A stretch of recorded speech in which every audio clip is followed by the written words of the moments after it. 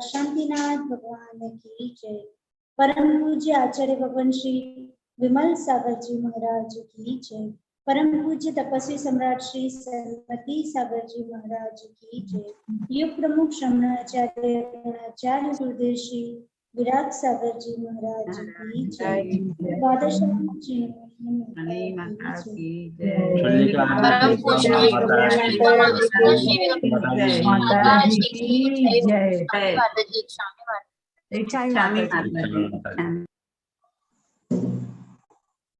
कल अपन प्रायोग लब्धि समझ रहे थे।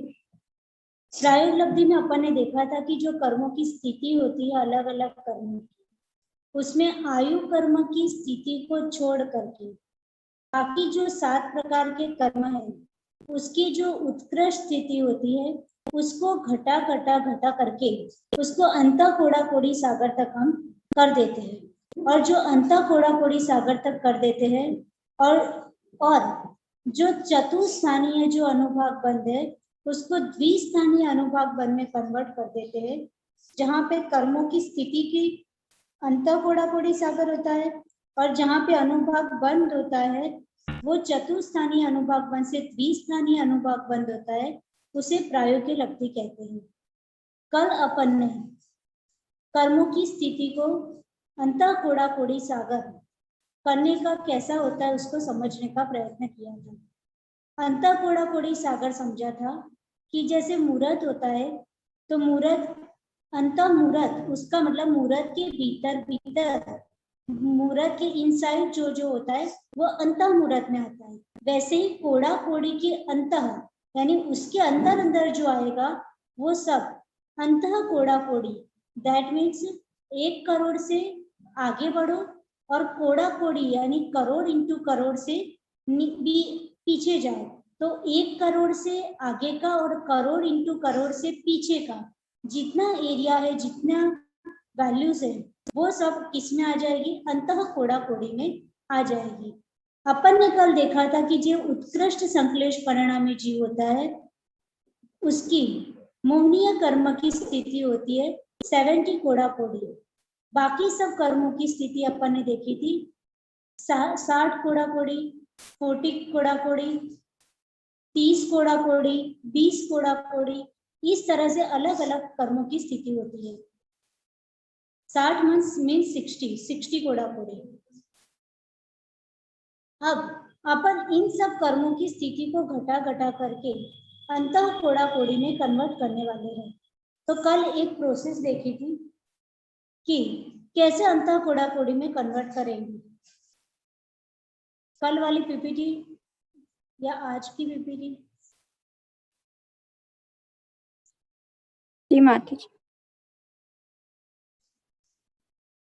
तो कर्मों की स्थिति को कम करने के लिए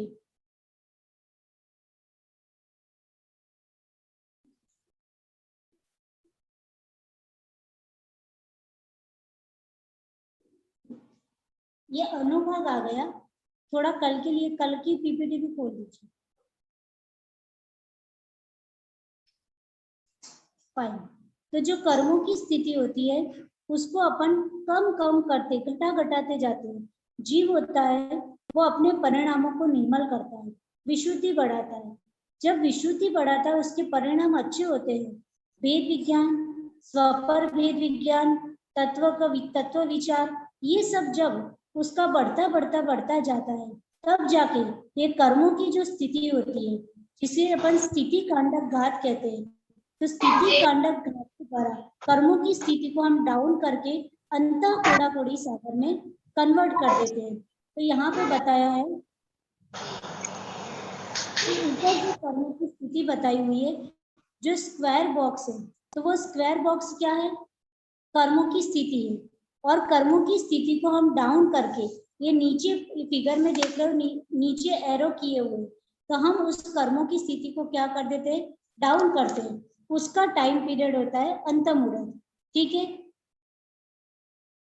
तो कितना अपन डाउन करेंगे, कितना कम करेंगे, तो 1 कोड़ा कोड़ी सागर के नीचे, यानी कोड़ा कोड़ी सागर है उससे नीचे तक अपन डाउन करते जाएंगे। और कहाँ तक करते जाएंगे, तो 1 करोड़ के पहले पहले, उसका मतलब 1 करोड़ से आगे और कोड़ा कोड़ी से पीछे, इसके बीच में अपन इस स्थिति को डाउन करते जाएंगे। इतना समझ में आया क्या? हाँ मत। अब जब कोई जीव होता है वो सीधा प्रायोगिक लब्धि में तो नहीं पहुंचता है। अपन ने देखा पहले क्षयोक्षम लब्धि में जाएगा, फिर विशुद्धि लब्धि में जाएगा, और फिर देशना लब्धि में, और आगे जाके फोर्थ प्रायोगिक लब्धि में जाता है। तो जो अपन ने देखा था कि मोहनीय कर्म की उत्कृष्ट स्थिति, हाईएस्ट स्थिति 70 कोड़ा कोड़ी सागर की होती है, लेकिन जीव जब प्रायोगिक लब्धि में पहुंचता है तो उसकी स्थिति 70 कोड़ा कोड़ी की नहीं बचती है। क्यों नहीं बचती है? बिकॉज उसके पहले वो क्षयोक्षम, विशुद्धि और देशना लब्धि से पास हो चुका है। तो जब इतनी 70 कोड़ा कोड़ी सागर की उसकी स्थिति होगी तो वो प्रायोगिक लब्धि में एंट्री ही नहीं कर पाएगा। उसकी स्थिति वहां पे ये 3 लब्धियों में, जब 3 लब्धियों से जब पास होता है तो उस समय उसकी विशुद्धि के द्वारा वो कुछ ना कुछ इस स्थिति को डाउन कर ही देता है, और इस स्थिति 70 कोड़ा कोड़ी से 60 कोड़ा कोड़ी, ऐसा कुछ ना कुछ वो मीन्स उसमें कटौती करके ही आगे बढ़ता है। जो जिसकी 30 कोड़ा कोड़ी सागर है वो 25 तक आ सकता है, जिसकी 40 है वो 30 तक आ सकता है। इस तरह से कुछ ना कुछ कम स्थिति यहाँ मिलेगी। जब स्थिति कांडक घात में पहुंचेंगे तो जो एक्चुअल जो उत्कृष्ट स्थिति है वो हाईएस्ट लेवल पे किसी की भी स्थिति उस समय नहीं होगी, बिकॉज कि वो आगे की 3 लब्धि में से वो पास हो चुका है। अब सपोज किसी जीव है, उसकी मोहनीय कर्म की जो उत्कृष्ट स्थिति 70 कोड़ा कोड़ी की जगह पे अति संक्लेश भाव थे, तो भी 3 लब्धि से पास हुआ है, तो सोच लो कि गैस करो कि 60 कोड़ा कोड़ी सागर की है। तो अब वो यहाँ स्थिति कांडक घात में क्या प्रोसेस करेगा, क्या पुरुषार्थ करेगा? अपनी विशुद्धि के द्वारा, अपने अच्छे परिणामों के द्वारा, अपने अच्छे तत्व विचार भेद विज्ञान द्वारा वो ये जो 60 कोड़ा कोड़ी सागर की जो स्थिति है उसको भी डाउन करके कम कम करके अंत कोड़ा कोड़ी में कन्वर्ट कर देगा। इसी तरह से ये 70 कोड़ा कोड़ी का समझा। अब ऐसा है 30 कोड़ा कोड़ी सागर, जिसके लिए शास्त्र में वर्ड आता है तीसीय। तीसीय का मतलब होता है जिन कर्मों की स्थिति ज्ञानावणी, दर्शनावणी, अंतराय और वेदनीय, उनकी 30 कोड़ा कोड़ी सागर की स्थिति होती है। उत्कृष्ट बंध 30 कोड़ा कोड़ी सागर का इन 4 कर्मों रिलेटेड हो सकता है, तो इसको तीसीय बोलते हैं। तो ऐसे तीसीय यानी जिनकी 30 कोड़ा कोड़ी सागर की स्थिति है, तो यहाँ पे अपन कम करके कितनी कर देंगे, उसको अंतः कोड़ा कोड़ी में करेंगे। तो एक अंतर मुहूर्त में जीव कितना सारा बड़ा यानी कितना ग्रेट वर्क फिनिश कर देता है कि एक अंतर मुहूर्त में जो कोड़ा कोड़ी सागरों में 30, 20, 40, 70 इतने कोड़ा कोड़ी सागर में जो कर्मों की स्थिति थी उसको डाउन कर करके अंतः कोड़ा कोड़ी में ट्रांसफर कर देता है, कन्वर्ट कर देता है। तो ये बहुत इजी है। कर्मों की स्थिति जो ऊपर टॉप लेवल पे जो आपको दिख रहा है वो अपन ने देखा था कि जो ट्रायंगल जहाँ पे टच होता है, जो एकदम शार्प एरिया है, वहां पे कर्मों की हाईएस्ट स्थिति होती है, और जैसे जैसे नीचे ब्रॉड होता जाएगा वहां पे कर्मों की लो लेवल की स्थिति होती है। ठीक है, तो जो टॉप लेवल के जो हाईएस्ट पावरफुल परमाणु है उसको हम क्या कर देते हैं, उसको उसकी स्थिति को डाउन करके नीचे अंतः कोड़ा कोड़ी में कन्वर्ट कर लेंगे। तो कितना बड़ा एक मिथ्या दृष्टि जीव ने काम किया कि उसने क्षयोक्षम, विशुद्धि, देशना लब्धि पास कर ली, वहां पे कुछ ना कुछ उसने अपने कर्मों की स्थिति को डाउन किया अपनी विशुद्धि के थ्रू, और यहाँ पे आने के बाद भी उसने इतना पुरुषार्थ कर लिया कि उसने जो कोड़ा कोड़ी सागरों में जो उसकी स्थिति थी उसको डाउन करते करते अंतः कोड़ा कोड़ी सागर में कन्वर्ट कर दिया। तो ये कितना अच्छा काम कर दिया।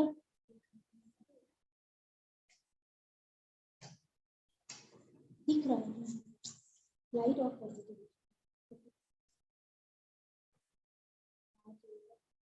ठीक, ये आपको दिख रहा है, यहाँ बनाने का ट्राई किया। ये जो ट्रायंगल बना हुआ है वो कर्मों की स्थिति है, राइट। और कर्मों की स्थिति टोटल ये जो डैश डैश है उसको बोलेंगे निषेक रचना, कर्मों की निषेक रचना, राइट। ये dash dot dot dot dot जो है वो कर्मों की निषेक रचना हो गई। अब जो कर्मों की स्थिति पूरी कितनी थी, सपोज गैस कर लो 70 कोड़ा कोड़ी सागर मोहनीय कर्म की हाईएस्ट स्थिति है, ठीक है, मिथ्या दृष्टि जीव की। अब यहाँ पे ये जो आपको लाइन दिख रही है, ये जो लाइन है वो ये समझ लो, ये जो पूरा एरिया है यहाँ से यहाँ वो क्या है, तो अंतः कोड़ा कोड़ी सागर है। क्या है, अंतः कोड़ा कोड़ी सागर, ये पूरा जो एरिया है वो अंतः कोड़ा कोड़ी सागर का है। तो जो इतने टॉप की जो स्थिति थी, तो ये जो हाईएस्ट टॉप की स्थिति थी, तो उस कर्मों के परमाणु को हमने धीरे धीरे डाउन करते करते, अब डाउन कैसे करेगा, तो अपनी विशुद्धि के थ्रू करेगा, और करते करते इन सब कर्मों की स्थिति को कितना कम कर दिया, अंतः कोड़ा कोड़ी सागर में अपने कन्वर्ट कर दिया। ऐसे ही आप दूसरा समझ लीजिए, जैसे सपोज किसी की तीसिया को समझते हैं, ठीक है, ये तो 70 कोड़ा कोड़ी वाला था, अब अपन इसको 30 कोड़ा कोड़ी सागर वाले को समझते हैं, तो ठीक ये जो किसी के कर्मों की स्थिति है 30 कोड़ा कोड़ी सागर, ये है उसके कर्मों के निषेध, ये कर्मों के निषेध है। अब एक ही कर्म परमाणु को वो अंतः कोड़ा कोड़ी करेगा, यानी क्या करेगा, डाउन करेगा उसकी स्थिति, यानी जो हाईएस्ट उसकी पावर था उसको कम पावर में कन्वर्ट करेगा, यानी जिसकी कर्मों की स्थिति 30 कोड़ा कोड़ी सागर की थी उसने डाउन कर करके क्या कर दिया, ये अंतः कोड़ा कोड़ी की, सपोज अंतः कोड़ा कोड़ी के अंदर की वैल्यू है 1 करोड़ से लेके कोड़ा कोड़ी के पहले की, तो 1 करोड़ से आगे की, 1 करोड़ से आगे की और अंतः कोड़ा कोड़ी की पहले की ये वैल्यू है, तो उसने ये क्या कर दिया, उन सब में कन्वर्ट कर दिया। ऐसे ही आप बीसीए का समझ लो, फॉर एग्जाम्पल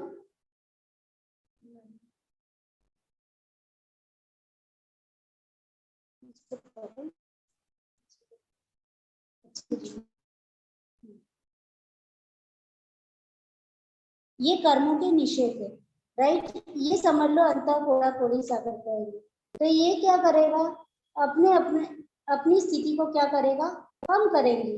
तो इस प्रकार ये क्या हो गया, बीसीए। तो कल नहीं समझ में आ रहा था, डायग्राम से सबको समझ में आ गया होगा कि वैसे यहाँ पीपीटी में डायग्राम है पर यहाँ पे अलग अलग करके बताया कि किसी की 20 की थी, किसी की 30 की थी, तो उसने अपने अपनी स्थिति को क्या कर दिया, निषेधों ने डाउन कर दी। तो क्या जितनी डाउन की तो वो सारे कर्म गायब हो गए, तो ऐसा नहीं है, गायब कभी नहीं होते। ये हम जब क्षयक्षम समझा रहे थे तब भी समझाया था कि कर्म कभी अपना फल दिए बिना वहां से गायब नहीं होता है। जब भी कर्म आएगा तो आश्रव के द्वारा ही आएगा, और जब भी कर्म जाएगा तो निद्रा के द्वारा ही जाएगा, ठीक है। तो ये क्या किया हमने, सिर्फ उस कर्मों की स्थिति को कम कर दिया, विशुद्धि के माध्यम से जो इतनी बड़ी लंबी लंबी स्थिति थी उसको हमने अपनी विशुद्धि के थ्रू उस कर्मों की स्थिति को कम कर दिया, लेकिन कम किया है उसको भी भोगना तो जरूर है। तो आपको ये पूरा स्थिति कांडक घात है, नाम से डर जाते कि क्या क्या बड़ी प्रोसेस होती होगी, लेकिन जब उसको डायग्राम से समझ लेते तो बहुत इजी हो जाता है। तो आप लोगों को समझ में आ गया, इसको कहा जाता है स्थिति कांडक घात। उसमें जो कर्मों की स्थिति है उसको डाउन कर करके अंतः कोड़ा कोड़ी में कन्वर्ट कर दी, यानी मिथ्या दृष्टि जीव मिथ्यात्व अवस्था में इतना सारा पुरुषार्थ करके अपने कर्मों की स्थिति को डाउन कर लेता है, ठीक है। अब अपन का ये कर्मों की स्थिति कांडक घात देखो। अब ये जो स्थिति कांडक घात के द्वारा हमने कर्मों की स्थिति को लो तो कर दिया, लेकिन अब ये जो कर्म है वो अपना फल देंगे, अनुभाग देंगे। तो हमने बोला था एक दूसरा शब्द प्रायोगिक लब्धि की डेफिनेशन में कि पहला तो बोला था कर्मों की स्थिति को अंतः कोड़ा कोड़ी सागर में कन्वर्ट करते हैं, तो वो हो गया स्थिति कांडक घात। और दूसरा कि जो कर्मों का जो अनुभाग दैट मीन जो फल देने की शक्ति है वो उसको चतुस्थानीय से द्विस्थानीय में कन्वर्ट कर देते हैं। तो अब अपन समझते हैं कि ये चतुस्थानीय क्या होता है और उसको द्विस्थानीय में कैसे कन्वर्ट करते हैं। तो पहले इतना बता दीजिए कि ये सबको समझ में आ गया, इतना स्थिति कांडक घात, फिर अपन अनुभाग की ओर जी माता जी आ गया। हाँ, इसमें कुछ भी हार्ड नहीं है, जो कर्मों की स्थिति थी उसको अपन ने अपने निर्मल परिणामों के द्वारा पुरुषार्थ करके मिथ्या दृष्टि जीव ने डाउन कर दी। ठीक है, उसी स्थिति कांडक घात कहते। जब अपने को पता नहीं होता और ये सब वर्ड सुनते तो अपने को लगा पता नहीं क्या क्या कांड होता होगा स्थिति कांडक घात में, तो कोई बड़ा कांड नहीं होता, इजी है। ठीक, पर बड़ा वैसे तो बड़ा है, समझने के लिए इजी है, पर कांड तो बहुत बड़ा है, क्योंकि इतनी बड़ी कोड़ा कोड़ी सागर की स्थिति को वो अपने विशुद्धि के थ्रू अंतर्मुहूर्त में इतनी कम अंतर कोड़ा कोड़ी में कन्वर्ट कर देता है। तो ये बहुत बड़ी प्रोसेस मिथ्या दृष्टि जी प्रायोगिक लब्धि में कर लेता है, तो भी अभी फिक्स नहीं है कि वो करण लब्धि में एंट्री कर पाएगा कि नहीं कर पाएगा। अभी भी वो सम्यक्त्व में अभिमुख नहीं हुआ है। जब करण यानी अभिमुख तो है, लेकिन उसका एकदम सर्टिफिकेट कब मिलेगा? जब वो करण लब्धि में एंट्री कर लेगा, तभी उसको सर्टिफिकेट मिलेगा कि ये अब उसको प्रथमोपसम सम्यक्त्व होने वाला है। तो इतना समझ में आ गया। अब अपन आगे समझते हैं कि ये कर्मों का अनुभाग चतुस्थानीय से द्विस्थानीय में कैसा होता है। माता जी, हाँ जी, ये ना जो कर्मों की जो स्थिति कांडक होगी, तो फिर ऐसे नहीं होगा कि एक साथ ढेर सारे कर्म उदय में आएंगे, क्योंकि जो इतने सारे सालों में आना थे, अब वो कम समय में झेलना पड़ेंगे इतने सारे कर्म। तो होता है ऐसा भी, पर यहाँ हमने क्या किया, सिर्फ उसकी स्थिति को कम किया है। अभी अपन जब अनुभाग समझेंगे कि कैसे वो फल देता है, तब आपको पूरा समझ में आ जाएगा कि उसको फल भी वो कैसे देता है। अभी तो हमने क्या किया, जो स्थिति थी उसको डाउन कर दिया उसको, राइट। अब स्थिति डाउन की है, अब वो जो स्थिति डाउन की है, तो अब उसको अनुभाग कैसे वो देगा वो अपन समझते हैं। तो आपका एक प्रश्न का सॉल्यूशन हो जाएगा, क्योंकि अब नेक्स्ट तुरंत अनुभाग ही समझना है।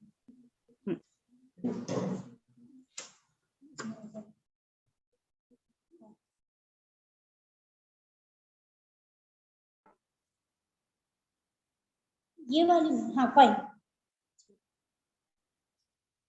अब आता है अनुभाग कांडक घात।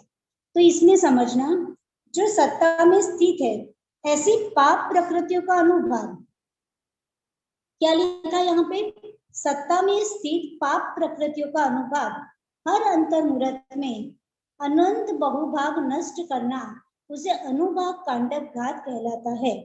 यानी जितनी पाप प्रकृति है उसकी जो फल देने की शक्ति है, उसको हर अंतर्मुहूर्त में अपन क्या कर देते हैं, अनंत बहुभाग नष्ट कर देते हैं। विशुद्धि अपन ने करी, अपने निर्मल परिणाम किए, ठीक है, उससे स्थिति कांडक घात किया, और फिर जो कर्मों की स्थिति बची उसका अनुभाग कांडक घात कैसे होगा, कि जो पाप प्रकृतियां है उसमें से उसका अनुभाग हम हर एवरी अंतर्मुहूर्त में अनंत बहुभाग नष्ट कर देंगे, उसे अनुभाग कांडक घात कहते हैं। नेक्स्ट आपको धीरे धीरे समझ में आएगा, लेकिन अपना कंसंट्रेशन करते समझते जाओ। देखो कितना अच्छा बढ़िया डायग्राम बना हुआ है, इससे बहुत सारी आपको समझ में आएगा। यहाँ घातीय कर्मों का अनुभाग बताया, ठीक है। तो जब अपन ने क्षयोपशम देखा था, तब क्षयोपशम का जो डायग्राम अपन ने देखा था, उस समय ऊपर 4 शब्द थे, लता, दारू, अस्थि और शैल, ठीक है। तो उसी को यहाँ पे बताया है कि घातीय कर्मों का अनुभव किस प्रकार से होता है। तो यहाँ लता, दारू, अस्थि और शैल, आप हमेशा ये याद रख लो कि जब भी अनुभाग देने की होती है, अनुभाग को समझना होता है, तो वो जो ट्रायंगल कर्मों की स्थिति को तो ऐसे ट्रायंगल में समझते हैं, ठीक है, इस प्रकार होती है। लेकिन जब अनुभाग देने की पोजीशन होती है तो उसको शास्त्र में इस तरह से बताया है, ठीक है, तिर्यक आकार बोला जाता है उसको, कि तिर्यक आकार में बताया है। तो यहाँ पे जो अनुभाग वाली पोजीशन ऐसी है, आपको क्षयोपशम में भी याद होगा, यहाँ कर्मों की स्थिति थी और बाजू में प्रथम समय, द्वितीय समय, तृतीय समय में हम सर्वघाती का देशघाती में कन्वर्ट कर दी। तो ये स्थिति थी यहाँ ट्रायंगल में, और यहाँ पे ऐसे तिर्यक आकार में अनुभाग वाले लिखे थे। तो ये अनुभाग की एक फिक्स सिंबल समझ लीजिए, ठीक है। तो ये सिंबल है। अब इसमें आप देख सकते हो जो लेफ्ट साइड है वो क्या है, जघन्य है। अपन जानते हैं कि वहां पे लो पावर वाले पार्टिकल्स होते हैं, और जो राइट साइड जो एकदम शार्प एरिया है वहां पे क्या है, उत्कृष्ट एरिया, ठीक है, वहां पे सबसे ज्यादा अनुभाग में सबसे डेंजरस कर्म, ठीक है। अब यहाँ पे क्या बोला, उसको 4 में डिवाइड किया, कौन कौन से में, लता, दारू, अस्थि और शैल। ये अपने आचार्य महाराजों का महान उपकार है अपने पर, कि उन्होंने अपने को इस बात को समझाने के लिए ऐसे एग्जाम्पल कोमर सर जी, कर्मकांड जी आदि में आते हैं। तो आप लोगों को समझाने के लिए ये लब्धि आपको एकदम डिटेल में और अच्छे से समझ में आए, इसलिए उस टॉपिक को यहाँ हमने इंक्लूड करवा दिया है। ठीक है, तो लता, तो लता का मतलब अपन किसको लता बोलते हैं? जो बेल लगती है ना वो। फिर शैल, तो शैल यानी क्या कि जो पाषाण होता है, जब अपन कोई माउंटेन पे जाते हैं, गिरनार जी गए, तारंगा जी गए, तो आपको ऐसे शैल पाषाण जो होते हैं पर्वत वो मिलते हैं, ऐसे बड़े बड़े। ये तो बहुत छोटा दिख रहा है, डायग्राम छोटा है, राइट? वहां बहुत बड़े बड़े शैल है। तो शैल यानी पाषाण पर्वत में बहुत मजबूत होते हैं। कभी कोई तारंगा जी गया हो तो तारंगा जी में सब बहुत गुफाएं हैं, और मीन्स पर्वत बहुत छोटा है comparative to Girnar and Pavagadh, right? लेकिन वहां पे इतने बड़े बड़े ब्लैक कलर के इतने पाषाण है, बड़े बड़े पाषाण, और वो पाषाण इतने बड़े पत्थर है वो कि वो आपस में ऐसे जुड़ गए हैं। तो बीच में जाने का रास्ता इतना सा बचेगा, उसमें से व्यक्ति दर्शन करने के लिए जाता है। ठीक है, तो इतने बड़े पर्वत अपन उसकी पाषाण को, एक सिंगल पर्वत पाषाण इतना बड़ा होता है कि उसको देख नहीं पाते अपन, है ना? तो जितना बड़ा है तो कितनी कठोरता है उसमें, तो जितनी कठोरता है वो यहाँ बोल दिया कि कर्मों की कठोरता भी यहाँ पे क्या है, हाईएस्ट लेवल पे है। तो उसको समझाने के लिए आचार्य महाराज ने पाषाण का एग्जाम्पल दिया। अब नेक्स्ट है अस्थि। तो अस्थि का मतलब सबको पता है, हड्डी। ठीक है, वो उससे थोड़ी सॉफ्ट होती है ना? मीन्स कंपेरेटिव टू पाषाण, पाषाण जितना हार्ड होता है उतना नहीं होता, पर फिर भी वो हार्ड तो होती है। ठीक है, यानी इससे थोड़ी कम, शैल से थोड़ा कम। फिर थर्ड इज दारू। दारू का मतलब शराब नहीं, वाइन नहीं, यहाँ दारू का मतलब होता है लकड़ी। ठीक है, कास्ट लकड़ी। तो वो जो हड्डी होती है उससे भी थोड़ा कम पावर वाली, मीन्स वो थोड़ी और सॉफ्ट होती है कंपेरेटिव टू शैल एंड अस्थि, कम कठोर होती है। और लास्ट इज लता। बैल तो कितनी सॉफ्ट होती है अपन देखते हैं, राइट? कहीं पे भी, जहां पे भी एरिया मिला वहां पे वो टर्न हो जाती है। ठीक है, तो वो सॉफ्ट होती है। तो यहाँ समझ लो, बाजू में लिखा है जैसे इनमें उत्तर अधिक कठोरता पाई जाती है, मीन्स लता से कठोरता ज्यादा दारू में है, दारू से कठोरता ज्यादा अस्थि में है, अस्थि से ज्यादा कठोरता शैल में है। कठोरता क्या क्या बढ़ती गई।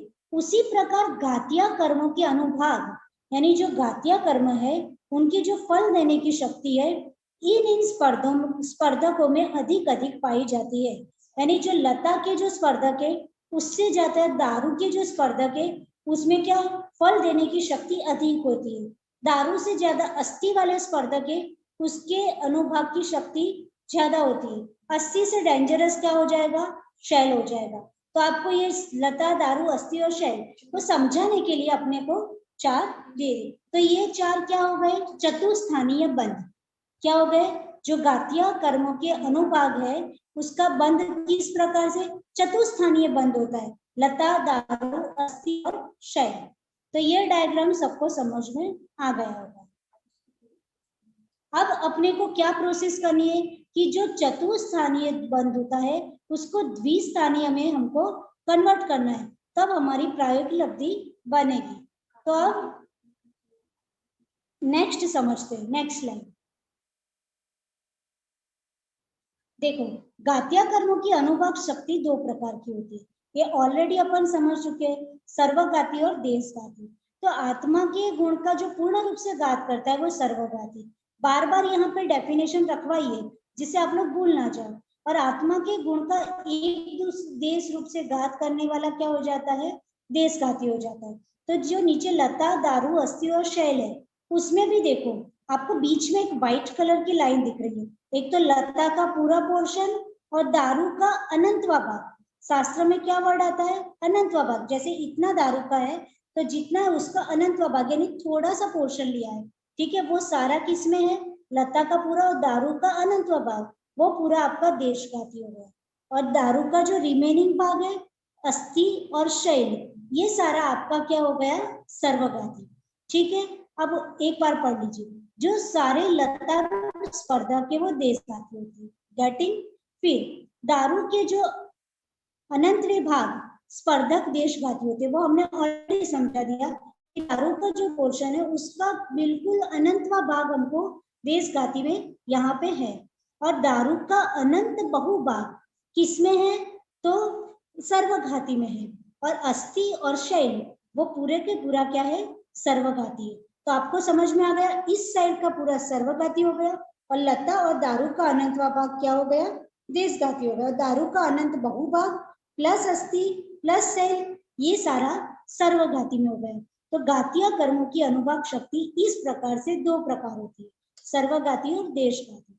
इतना आपको सबको समझ में आ गया होगा। नेक्स्ट,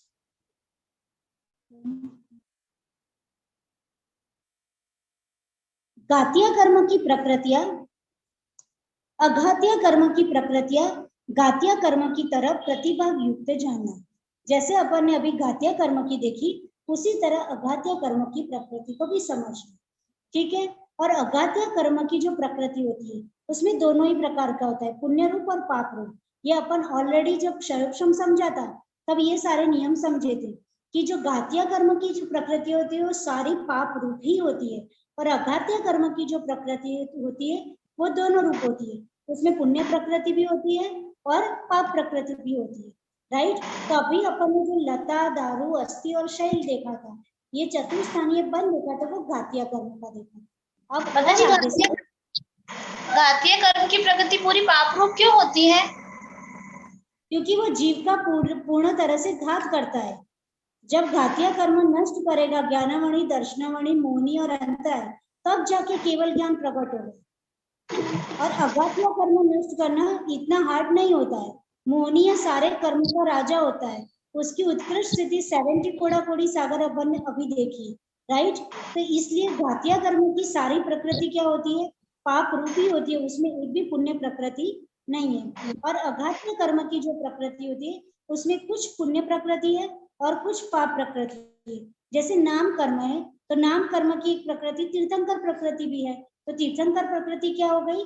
पुण्य प्रकृति हो गई, राइट। इस प्रकार जब आप कर्मों के बारे में डिटेल में समझोगे, उसकी प्रकृतियां के बारे में जब कभी पढ़ा होगा तो ये आपको पता होगा कौन कौन सी पुण्य प्रकृति और कौन कौन सी पाप प्रकृति। लेकिन अभी वो टॉपिक नहीं है, इसलिए ज्यादा उसमें नहीं जाते हुए अपन इतना शॉर्ट में आप याद रख लीजिए। अब अपन आगे समझेंगे। नेक्स्ट,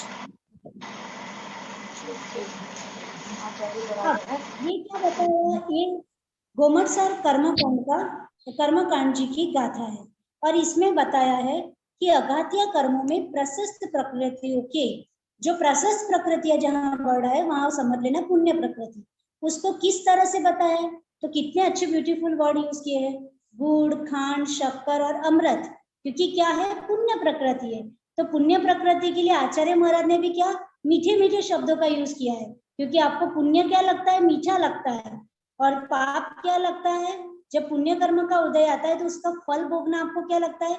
मीठा लगता है। इसलिए पुण्य प्रकृतियों का जो अनुभाग है उसको समझाने के लिए आचार्य महाराज ने भी मीठे मीठे नाम लिए हैं, गुड़, खांड, शक्कर और अमृत के समान उनकी उपमाएं दी है। और जो अप्रशस्त प्रकृतियां है, यानी जो पाप प्रकृतियां है, जिसका उदय आने पर, जिसका फल भोगते समय हम बड़े दुखी होते हैं, अच्छा नहीं लगता, कड़वा लगता है, ठीक है, कष्टदायी लगता है। इसलिए आचार्य महाराज ने भी यहाँ पे नाम भी उनके वैसे ही रखा है, नीम, कांजीर, विष, हलाहल, ठीक है, ये सब उनके अप्रशस्त प्रकृतियों के नाम थे।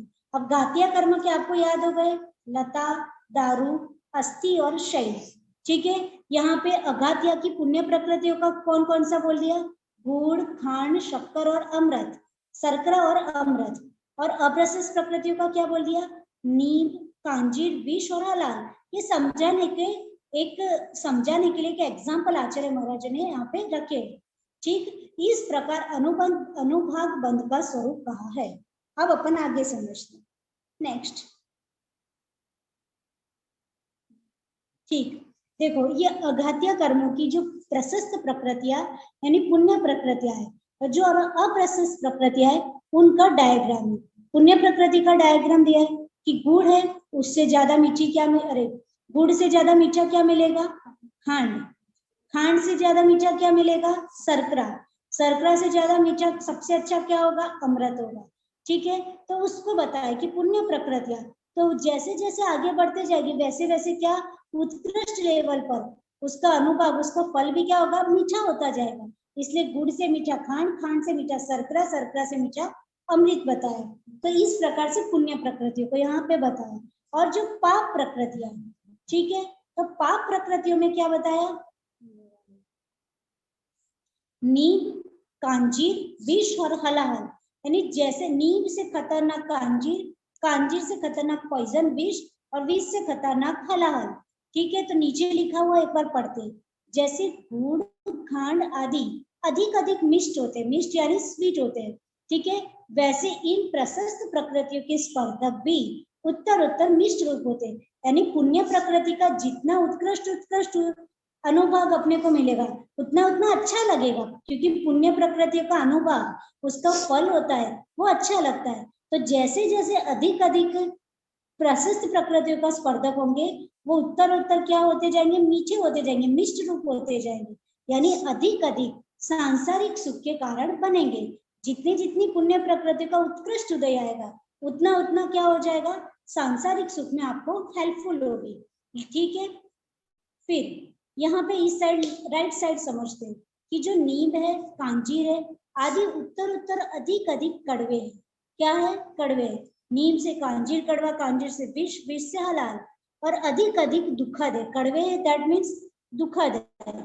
उसका मतलब कि ये जो अप्रशस्त प्रकृतियां है, जो पाप प्रकृतियां है, उनके जो स्पर्धक है वो उत्तर उत्तर अधिक दुख के कारण है।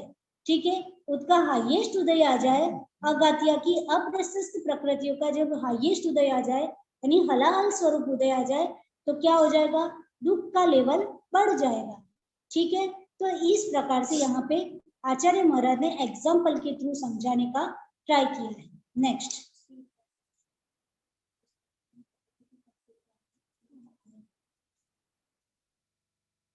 अब यहाँ पे प्रशस्त प्रकृतियों का अनुभाग प्रकार और अप्रशस्त प्रकृतियों का अनुभाग प्रकार बता दिया।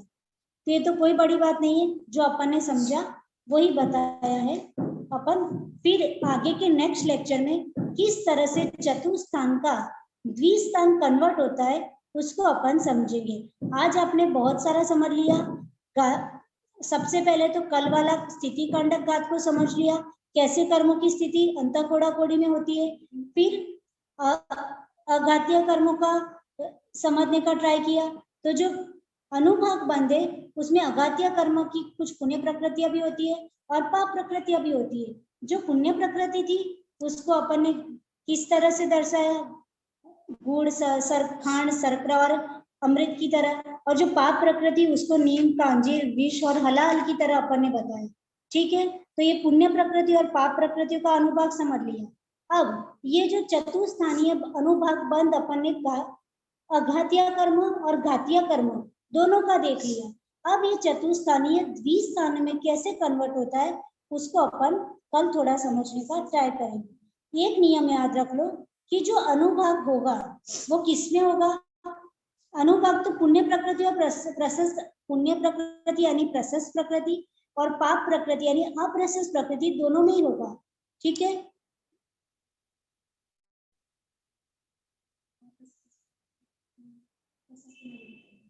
प्रशस्त प्रकृति होगी उसमें अनुभाग होता है, वो क्या हो जाएगा? आपको प्रशस्त प्रकृति का अनुभाग हमेशा आपको, अब ये तो आपको चिंता हो जाएगी कि यदि चतुस्थानीय का प्रशस्त प्रकृति का द्विस्थानीय हो गया तो हमारा तो जो पुण्य था वो तो क्या हो जाएगा?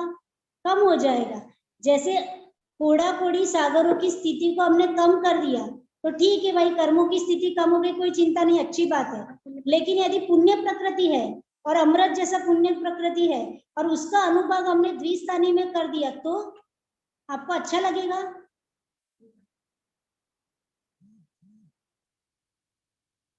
यदि पुण्य प्रकृति का हाईएस्ट लेवल है और उसको आपको अनुभाग कम मिले, चतुस्थान का द्विस्थान में मिल जाए तो नहीं अच्छा लगेगा भाई। तो इसलिए याद रखो कि जो पुण्य प्रकृतियां है उसका अनुभाग बंद नहीं होता है। ठीक है, यानी किसी के पास साता वेदनीय कर्म की, किसी के पास साता वेदनीय कर्म की 10 कोड़ा कोड़ी सागर की स्थिति है, ठीक है ना? तो उसको खंडित करके अपन ने क्या कर दिया? अंत कोड़ा कोड़ी रह जाएगा। ठीक है। अब स्थिति हमेशा क्या होती है, पाप रूपी होती है, ठीक है। स्थिति हमेशा लंबी होती है, तो स्थिति पाप रूप होती है, लंबी होती है, यानी आपका संसार भी क्या हो गया, लंबा हो गया। जैसे किसी की 60 कोड़ा कोड़ी सागर की कर्मों की स्थिति है, तो लंबी स्थिति है, तो उसका संसार भी क्या हो गया, लंबा हो गया, ठीक है। भले वो स्थिति क्या हो गई, स्थिति कम, यानी संसार भी कम हो जाएगा। कर्मों की स्थिति हम कम करेंगे तो उसका संसार भी क्या हो जाएगा, उतना उतना कम हो जाएगा, भले वो पुण्य प्रकृति हो, ठीक है। तो पुण्य प्रकृति हो चाहे पाप प्रकृति हो, स्थिति बंध की अपेक्षा क्या हो जाएगा, वो पुण्य भी घटेगा। यानी जैसे स्थिति बंध की अपेक्षा, जो अपन ने स्थिति बंध देखा था, तो उसमें पुण्य भी घटेगा और पाप भी घटेगा। लेकिन अनुभाग जब आएगा तब पुण्य का अनुभाग घटाना है क्या, पुण्य का अनुभाग नहीं घटता है, ठीक है। स्थिति में तो पुण्य की स्थिति भी घटेगी, पाप की स्थिति भी घटेगी, लेकिन जब उसका फल देने का समय आएगा, अनुभाग का समय आएगा, तब पुण्य का अनुभाग नहीं घटेगा। पुण्य का अनुभाग घट जाएगा तो काम खराब हो जाएगा। किसका अनुभाग घटेगा, सिर्फ पाप का अनुभाग, जो अप्रशस्त प्रकृति है उसके पाप का अनुभाग घटेगा। अब कैसे होगा वो अपन कल समझने का ट्राई करेंगे, और टाइम हो चुका है।